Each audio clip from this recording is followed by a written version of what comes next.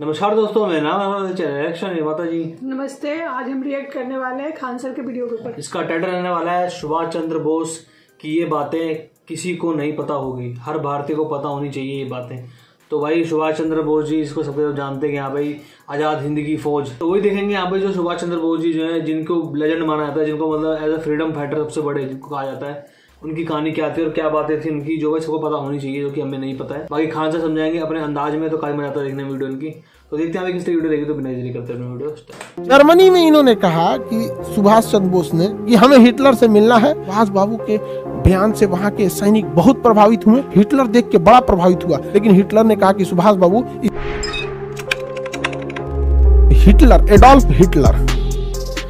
Adolf Hitler और सुभाष बाबू, सुभाष चंद्र बोस, ये दोनों का एक कॉमन दुश्मन था। इनका भी दुश्मन था ब्रिटेन। दोनों का क्या था? कॉमन दुश्मन था ब्रिटेन।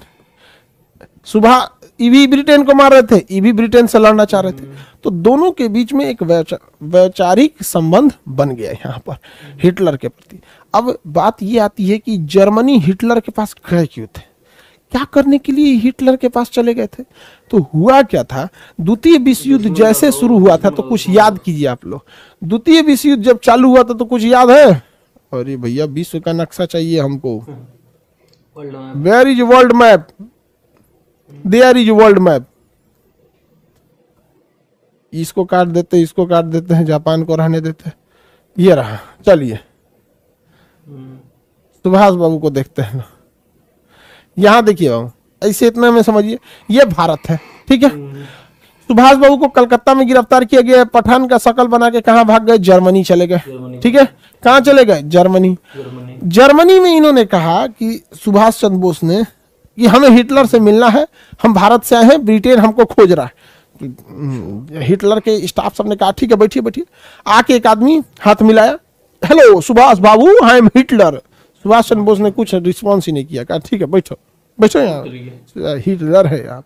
हिटलर का सहम शकल आया था, अच्छा, तो तो वैल्यू नहीं दिए। फिर एक आदमी आया, हिटलर का शकल लेके टिम टाम टहला दोला। सुभाष बाबू कह दो तो हिटलर नहीं है, चल गया। आधा घंटा बाद हिटलर ओरिजिनल आया, कहा यार सुभाष बाबू आप पहचाने कैसे हमको? सुभाष बाबू ने कहा था कि कौन हीरा असली है और कौन हीरा नकली है, ये जौहरी यानी सोनार को बहुत अच्छे से पता होता है, इसलिए हमें सिखाना नहीं पड़ेगा। हिटलर पहले ही मुलाकात में हो गया, यार ये इंडिया वाले सब बड़ी खतरनाक होता है, तो यार बड़ा खतरनाक बात बोलता है। तब हिटलर ने कहा था अब पता चलता है आप पर क्यों भड़काऊ भाषण देने का आरोप लगा था। सुभाष बाबू बहुत बेहतरीन थे, बहुत बेहतरीन। सुभाष चंद्र बोस ने, हिटलर ने कहा अच्छा बताइए हम आपकी किस तरह से मदद कर सकते हैं? तो कहा कि सुभाष चंद्र बोस ने कहा कि ससुरा से मदद मांगेंगे ना तो इसको लगेगा कि ये बहुत ऊंचा आदमी है। कहा कि सर मदद नहीं चाहिए, आप भी चाहते हैं कि ब्रिटेन हारे, हम भी चाहते हैं कि ब्रिटेन हारे। आप यहां से मार रहे हैं ब्रिटेन को, हम हिंदुस्तान वाले यहां मारेंगे। लेकिन क्या हुआ है कि 1939 में इन्होंने बिना हमसे पूछे हमारे 3 लाख सैनिक उठा के ले आए हैं यहाँ पर, और आपने इन 3 लाख सैनिकों में से अधिकांश सैनिकों को पकड़ लिया है। 3 लाख सैनिकों को याद कीजिए। 1939 में द्वितीय विश्व युद्ध शुरुआत होते हुए ब्रिटेन ने यह लिखित में घोषणा कर दिया कि भारत के 3 लाख सैनिक ब्रिटेन की ओर से द्वितीय विश्व युद्ध में लड़ेंगे। यही रीजन था कि 22 दिसंबर 1939 को कांग्रेस ने सामूहिक रूप से त्यागपत्र दे दिया। वो अलग बात है कि जिन्ना ने इसको खुशी के रूप में मनाया था, बट ये देश के लोगों का समर्पण था। सुभाष चंद्र बोस ने कहा था कि बिना हमसे परमिशन लाया गया था उन सैनिकों को, और वो सैनिक मजबूरी में लड़ रहे हैं, इन सैनिकों को हमें दे दीजिए, हम इन्हें आपने जो बंधक बनाया है हम इन्हें दे दीजिए, हम इन्हें लेके जाएंगे भारत में वापस, इन्हें लेके जाएंगे भारत में वापस, और यहां अंग्रेजों से लड़ेंगे, हम इन्हें वापस ले जाएंगे। तो हिटलर ने कहा कि ये भाई साहब, अगर हम इन सैनिकों को दे दें, आप वापस भारत में ले जाएं, और ये सैनिक वापस अंग्रेजों के दबाव में आके हमसे बार बार लड़ते चले, तो हो गया गोल गोल चक्री। उधर से वो भेजेगा, हम पकड़ेंगे, आपको देंगे, आप भारत में ले जाएंगे। कहा कि महाराज ऐसा कभी नहीं हो सकता है, चलिए हम आपको विश्वास दिलाते हैं। सुभाष चंद्र बोस ने गए और पूरी जबरदस्त भाषण दिया उन्होंने वहां पर। तुम मुझे खून दो, मैं तुम्हें आजादी दूंगा। सुभाष बाबू के बयान से वहां के सैनिक बहुत प्रभावित हुए और कहें कि सुभाष बाबू आप आगे बढ़िए, हम आजादी दिलाएंगे भारतीयों को, हम देश को आजाद कराएंगे। पूरे सैनिकों का जोश जज्बात एकदम ऊंचाइयों पे पहुंच गया। हिटलर देख के बड़ा प्रभावित हुआ, लेकिन हिटलर ने कहा कि सुभाष बाबू इन सैनिकों में एक गड़बड़ी है, इनको अच्छे हथियार नहीं दिए गए हैं, अच्छी ट्रेनिंग नहीं दी गई है, सैनिकों में तो कोई दिक्कत नहीं है। इसलिए एक हिटलर ने भी कहा था कि भारतीय सैनिक, गोरखा तो भारत में भी रहते हैं, तो अगर मुझे भारतीय सैनिक अर्थात गोरखा जवान जो थे अगर मिल जाए तो पूरी दुनिया पे मैं राज कर सकता हूं। तो ये उनका वक्तव्य था। भारतीय सैनिक बहुत बहादुरी से लड़े थे। तो हिटलर ने क्या किया, भारतीय सैनिकों को कहा ठीक है सुभाष बाबू, ये ब्रिटेनवा जो है ना एकरा हमहू मारेंगे, आप पे भी कब्जा किया है ना, आप यहाँ जाके पूछिए। एक काम करिए सुभाष बाबू, ये है जर्मनी, हम आपको क्या करते हैं, इन सैनिकों को हम भेज देते हैं भारत में। ये सैनिक धीरे धीरे पहुंचेगा भारत में, जब तक आप चले जाइए जापान, आप चले जाइए जापान में। तो सुभाष चंद्र बोस ने, हिटलर ने सैनिकों को कहां भेज दिया, जापान। जापान से मिला हथियार, जापान से मिली ट्रेनिंग, और इन सैनिकों को लाया गया कहां पर, बर्मा में। कहां लाया गया, बर्मा में, म्यांमार में। कहां लाया गया, म्यांमार में। कहां लाया गया, म्यांमार में। कहां लाया गया, म्यांमार में। और म्यांमार में सुभाष चंद्र बोस ने कहा था कि यहां से अब रुकना नहीं है जब तक आजादी न मिले। हर सैनिक एक सांस में बोले दिल्ली चलो। सारे सैनिकों ने बोला कि भाड़ में जाए ससुरा म्यांमार, हम लोग को यहां रुकना नहीं है। मणिपुर राज्य में दस्तक देकर सुभाष चंद्र बोस तनी सब बोलते तो सैनिक कोकरों से आगे निकल जाता था। सब समझ में आ गया कि नहीं। सुभाष चंद्र बोस मणिपुर में दस्तक देकर कहा था भारतीय सैनिकों ने कि हमारी कदम भारत मां की दहलीज पर पड़ गई है।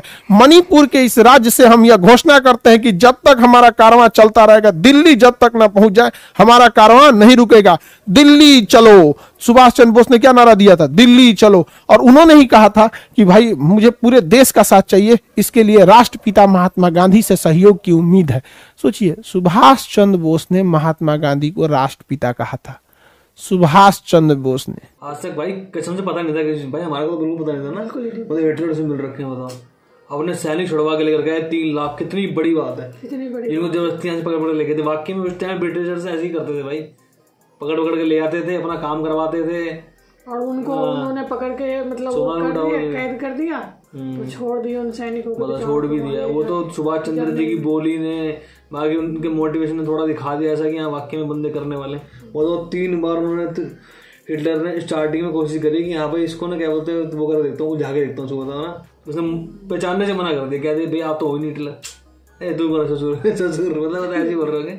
लेकिन अपने अंदाज में बोला उन्होंने जब, तो वाकई में हिटलर भी उस टाइम में कितना इंप्रेस हुआ होगा देख कर, वाकई में बंदा बता यार ना कभी इसने मुझे देखा है ना कभी कर रखा है, मेरे सेम टू सेम आ रहे हैं, फिर भी मुझे क्या पहचान लेता कि वाकई में ये चीज़ काफ़ी अच्छी लगी सुनने में ना। और बताओ, सुभाष चंद्र बोस जी का नाम इतना मेंशन नहीं है जितना बाकी होगा, जबकि होना चाहिए, है ना, है कि नहीं। जिन्होंने मतलब बाकी में आज़ाद हिंद की फौज देखी जाए तो एक तरीके से सुभाष चंद्र बोस जी की ही है। उसके वजह से ही एक तरीके देखा तो ब्रिटिशर भागे हैं। लोग कहते हैं कि हाँ भाई गांधी जी की वजह से भागे हैं, अब भाई हमें पता है, लेकिन हमारा मानना ये है कि हाँ भाई सुभाष चंद्र बोस जी होते, वो एक टाइम पे हमला करने वाले थे। इस चक्कर को देख करके कि हाँ ब्रिटिश भाई कहीं ना कहीं यहाँ से भी ना हार जाए, क्योंकि वो कमजोर हो चुका था उस टाइम। जैसे ही हिटलर हमारा आर्मी लगी, मतलब वर्ल्ड वॉर 2 के अंदर, वो मतलब एक तरीके से पैसों में कुछ ज्यादा खर्च हो चुका था, इसलिए वो लोग क्या बोलते हैं इंडिया को छोड़ के भाग गए। तो ये काम खत्म हो चुका, खोखला करके चले गए वो लोग एक तरीके से। जैसे एक आज के टाइम पे यूएस से जो है अफगानिस्तान से सारा तेल तूल निकल चुका है ना, अपना काम बना के, वैसे एक टाइम पे ब्रिटिशर भी ये करके जा चुके हैं।